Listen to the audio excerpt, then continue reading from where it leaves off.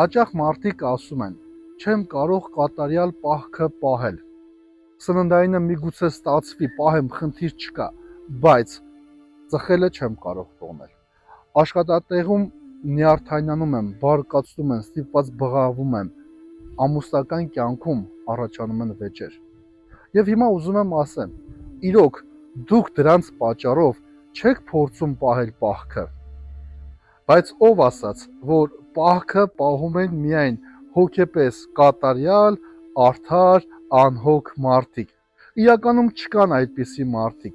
Եվ ի վերջո, Քրիստոս ասաց. ես եկա մեղավորին փնտրելու եւ փրկելու։ Պահքը մրցույթ չէ, պահքը ճանապարհ է։ Ճանապարհ դեպի ծխելը հաղթահարելը, դեպի բարկությունը զսպելը, դեպի կամքի կոփումը, դեպի ցանկությունների կառավարումը, եւ եթե չսկսես, ինչպես պիտի փոխվես։ Մի արդարացրու պահք չպահելդ, ոչինչ, որ մինչև այսօր չես պահել։